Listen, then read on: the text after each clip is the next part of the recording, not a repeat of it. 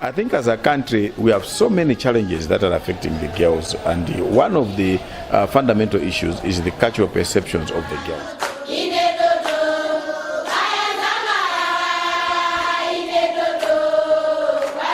Yeah, child marriage is still a problem in Malawi. Despite that, we have new laws, very good piece of legislation and policies in place.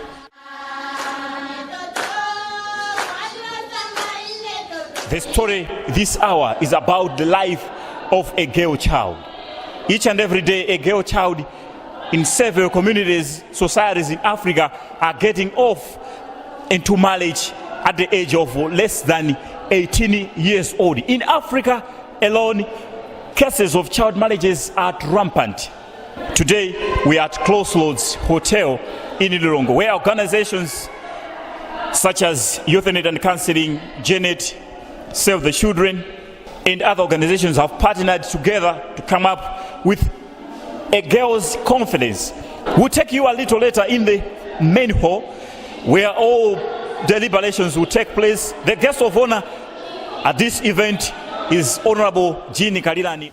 I would like to express my deep appreciation to the More Than Brides Alliance for interventions such as sexual and reproductive health and rights aimed at ensuring that girls do not marry at a young age. Ladies and gentlemen, I would like to encourage all of us to ensure that girls are protected so that they can unleash their potential. Let us all pledge and act to protect our children from all harmful practices, including child marriages. With these few remarks, it is my singular honor to declare the 2017 Girls' Conference officially open.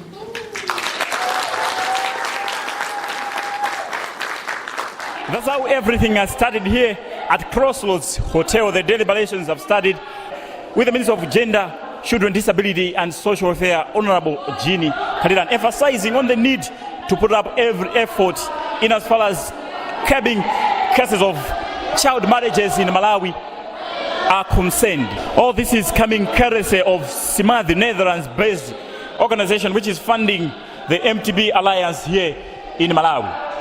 At the center of this event, there is also another very beautiful arrangement where girls have been given a chance to see models, people that have made it in life.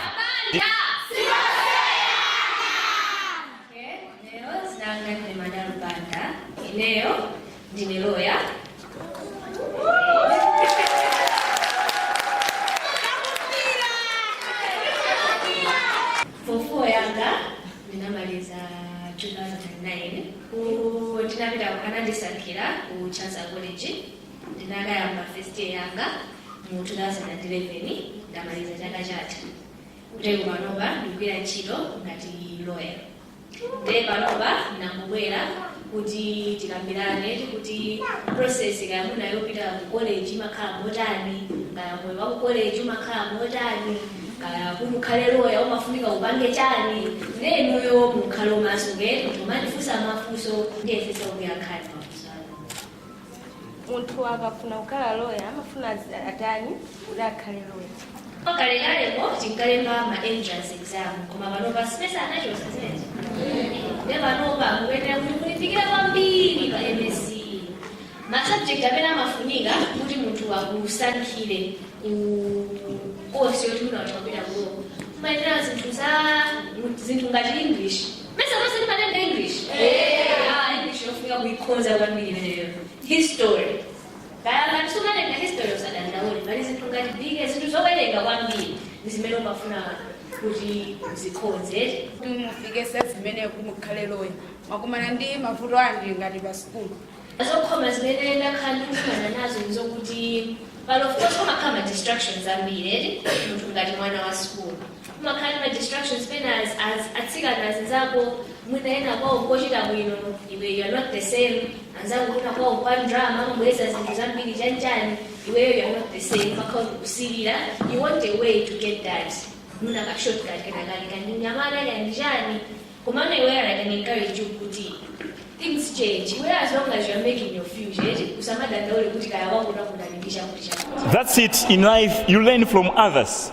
That's why this event thought it wise to have role models, people that are now big in the society, just to impart some skills and of course the sense of ability in our young people. They also had an opportunity to have a panel discussion with the Minister of Gender, Children and Disability, Honorable Nkhata, and of course some ladies, big ladies from Save the Children, from GENET and several other organizations. Dziko la Malawi linapangidwa leti namba 9 kuna kuti muchitidwe kwatibitsa ana achichepere ndi waukulu kwambiri. Eti mudziko mwa Africa kuna mayiko ambiri koma ifere pa namba chani pa namba 9 tikudziwa zinthu zambiri zasintha komabe tikuyenera kuyesesa kuti mchitidwe umene ukwatibitsa ana adakada achichepere utheretu.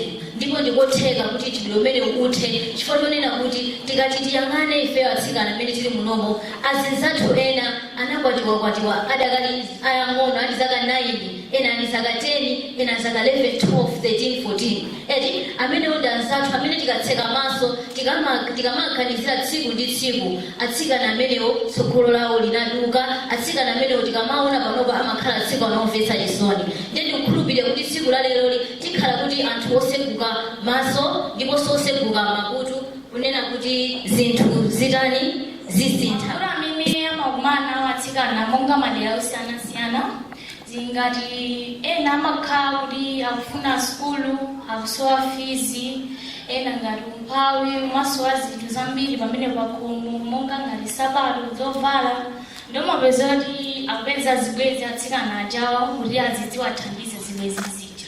Ena amakhaonena kuti anakwatirapo kale ndi aliniana nomapeza kuti kuti apite uskulu mapeza kuti anzawo waseka ndewo akulephera kupita uskulu. Tena ndifunanso ndimvese kwatsikana anzathu ane kachingwe amene wachokera ku Mangochi ndipo sangotifotokozeranso kuna kuti mavuto amenewa ifeyo ngati atsikana tingathane nawo motani. Mene wanenera lindayo tingakhale kuti atsikana ozindikira kwambiri kukhala chili ndi maphunziro kwambiri sakhale kuti otengeka zomwe azizathu akupanga ayi koma tikhale kuti anthu amene kumacheza nawo siye jambo kucheza ndi amene ali ophunzira. Pali ane zathu amene anango wakwatikwitsidwapo kumuuza kuti pita kubanja kenako ane anapezeka kunena kuti iyeyo kubanja kuja anapanga chinthu chothekera kunena kuti kuchoka kubanja kuja ndikubweranso ku skulu. Ine ndinaziona ndi maswala kubanja banja ndikoyipa ine ndinatenga mnyamata anapesa mimba ineyo napita kubanja kuja nyamakayo samagona chipita kwa ine sama lo wako amagona pabanja akuti ineyo alina mkwana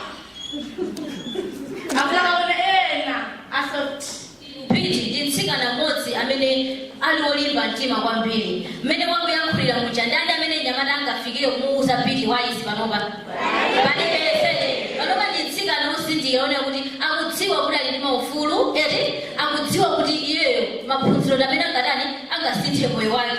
Ndiyeno kusokholo kwathu kunokonso kuli tsikana opepa tsikana owala onena kuti ifeyo amatipanganso motivate tsiku ndi tsiku. Madalo Panda. I was raised by a single mother. I am her only child. She is my only family.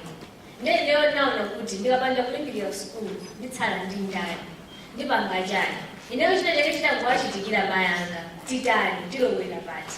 Then that's one thing is what motivated me. Ngati mene amakambira zathu apo kuti school is not just about munthu ndrama eti iwe kwena kwanu kuona kuti usowa chithandizo. You have to take initiative. Kandi kwani ndida headmaster pita ukalipire kandi kupeza mabungwe pita ukapeze mabungwe 40 apapa. What you need is just personal initiative. I know this stuff goes on struggle, not even just financially, but emotionally. The question that many people would have in mind is how significant is it having such events, the girl-child conferences in Malawi? The Minister of Gender, Children and Disability thinks these are 1-2 in as far as the battle against child marriages are concerned. We have opened this 2017 annual girls conference at Crossroads today with girls from Nkhata Bay, Mangochi and Mchinji. They look to be awake and understanding what is going on. You remember there was the meeting we went to in March where we were talking about child marriages. And we need to go deeper to find out why, what causes this. That's the minister. Concurring with her is Magbeni Nkandawire, Executive Director for Youth Net and Counselling YONECO. He as well thinks in the same stream with the minister. He says that bringing girls closer to people that have made it in life could be one of the possible solutions in ending child marriages. So one of the critical things is to try and motivate the girls to begin to look at life outside their communities and be able to develop and be ambitious. So it's one way of motivating them to create their ambitions. Secondly, it is important because these girls are going to share a lot of experiences. Coming together, learning from each other, it is an opportunity for them to also understand that the problem is not only theirs, there is a problem somewhere else, but then they can also be able to deal with. Thirdly, it is an issue of them interacting and interfacing with role models. You will note that this morning we just had the minister. Bringing in the minister was being a woman herself. The question that you are asking is, how did she manage to come to where she is? She's also a woman. She has been a girl.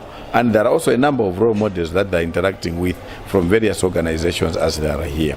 So we think that this will also help them when they go back as peer leaders in their communities. They should be able to motivate the girls even more and start looking at life from that perspective, that they can be able to do something and share their experiences with other girls in the villages. We have heard it from them, but now what remains for us Malawians lies on whether this alliance is making headway in Malawi in as far as battling out the challenge of child marriages is concerned. Yes, it is having an impact. Apart from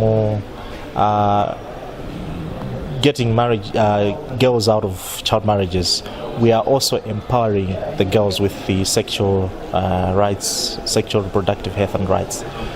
So we are working hand in hand with the Ministry of Gender, Ministry of Education, Ministry of Health, so that these services are made accessible to the girls. Girls have had enough time to interact among themselves and of course to interact with their role models. We had lawyers here, the Minister of Gender, Children, Disability and Social Affairs, Honorable Jeannie Kalilani, having pleasure time with these young girls to interact and of course to take some questions from them and of course to give an inspiration talk to them.